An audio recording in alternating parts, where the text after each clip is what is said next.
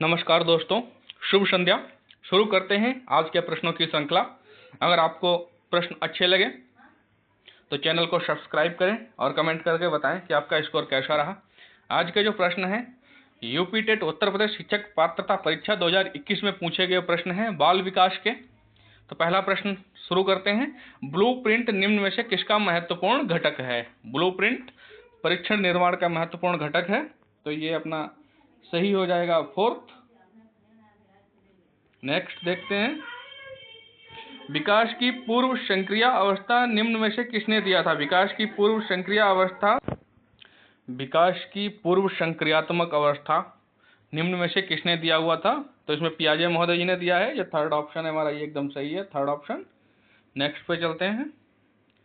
MMPI परीक्षण का उपयोग निम्न में से किसके मापन में किया जाता है? MMPI परीक्षण का उपयोग निम्न में से किसके मापन में किया जाता है? बताइए आप लोग इसका आंसर फटाफट बताइए। बहुत ही इंपॉर्टेंट क्वेश्चन है, 2021 के आए हुए सारे क्वेश्चन है, तो इनको ध्यान से करना। सीटेट यूपीटेट सभी के लिए इंपॉर्टेंट है। तो ये व्यक्तित्व मापन में किया जाता है। फोर्थ आंसर इसका सही है एकदम। नेक्स्ट पे चलते हैं। अधिगम हेतु निम्न में क्या सर्वाधिक आवश्यक है? अधिगम हेतु निम्न में क्या सर्वाधिक आवश्यक है? निर्देशन, परिपक्वता, रुचि और अभिप्रेरणा। तो अधिगम के लिए सबसे जो मोस्ट इंपॉर्टेंट है वो अभिप्रेरणा है। जब तक आप प्रेरित नहीं होंगे तब तक किसी काम को नहीं कर सकते। नेक्स्ट पे चलते हैं। शैशव काल का समय है, शैशव काल का जो समय है वो जन्म से 2 वर्ष तक का हुआ है। तो इसमें ऑप्शन थर्ड आपका सही है, जन्म से 2 वर्ष। नेक्स्ट पे चलते हैं। पूर्व अनुभव के आधार पर संवेदना का अर्थ प्रदान करना कहलाता है। पूर्व अनुभव के आधार पर संवेदना का अर्थ प्रदान करना कहलाता है। तो थर्ड ऑप्शन आपका सही है, प्रत्यक्षीकरण। फास्टेस्ट क्वेश्चनों की श्रृंखला है, तो इसमें जल्दी जल्दी क्वेश्चन करवाते हैं, टाइम खराब नहीं करना है। मूल प्रवृत्तियों को 14 प्रकार से किसने वर्गीकृत किया हुआ है? मूल प्रवृत्तियों को 14 प्रकार से मैकडोगल महोदय ने वर्गीकृत किया है। थर्ड ऑप्शन आपका बिल्कुल सही है। नेक्स्ट पे चलते हैं। सीखने में प्रयास व भूल के सिद्धांत का प्रतिपादन किसने किया था? सीखने में प्रयास व भूल के सिद्धांत का प्रतिपादन थॉर्नडाइक महोदय जी ने किया हुआ था। तो सेकेंड ऑप्शन आपका बिल्कुल सही है।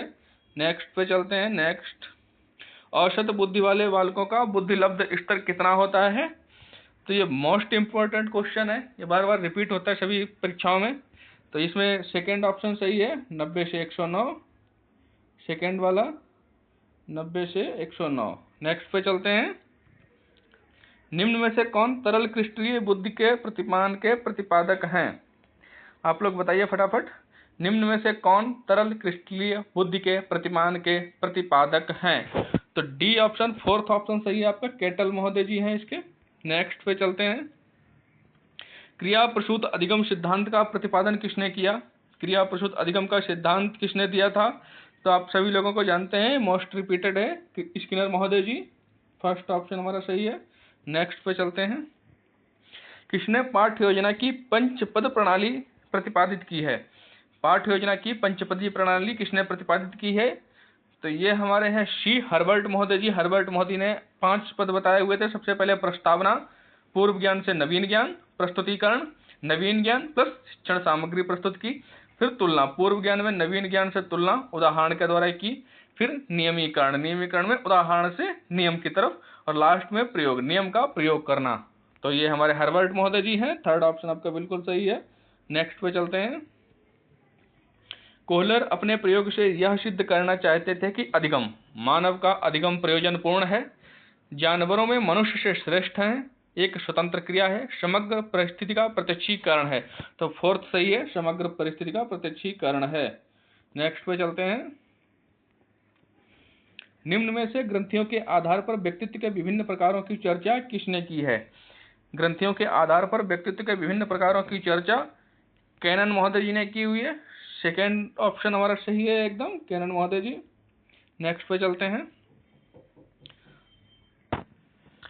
सृजनात्मकता मौलिक परिणामों को अभिव्यक्त करने की मानसिक प्रक्रिया है। यह कथन किसका दिया हुआ है कि सृजनात्मकता मौलिक परिणाम को अभिव्यक्त करने की मानसिक प्रक्रिया है? तो ये फर्स्ट ऑप्शन सही है, क्रो एवं क्रो महोदय जी ने बोला था, इनका कथन है ये। नेक्स्ट पे चलते हैं। निम्नलिखित में से किसका नाम सुजनन शास्त्र के पिता से जुड़ा हुआ है? ये ऑप्शन प्रश्न आप लोगों के लिए है, इसका उत्तर आप लोगों को कमेंट में करना है। इसका आंसर हम नेक्स्ट श्रृंखला में, नेक्स्ट सीरीज में आप लोगों को बताएंगे। निम्नलिखित में से किसका नाम सुजनन शास्त्र के पिता से जुड़ा हुआ है? ये क्वेश्चन आप लोगों के लिए है, इसका आंसर आप लोगों को करना है। नेक्स्ट जो सीरीज आएगी या नेक्स्ट जो वीडियो आएगा बाल विकास का, उसमें इसका आंसर दिया जाएगा। आप सभी लोगों का बहुत बहुत धन्यवाद। अगर आपको प्रश्न अच्छे लगे हैं, वीडियो अच्छा लगा है, तो चैनल को सब्सक्राइब कर लें। यूपी टेट, सीटेट और शिक्षक भर्ती से संबंधित सभी प्रकार के बाल विकास, पर्यावरण, मैथ, साइंस, जो भी सब्जेक्ट हैं, सारे सब्जेक्ट इस पे सॉल्व करवाए जाएंगे। जय हिंद।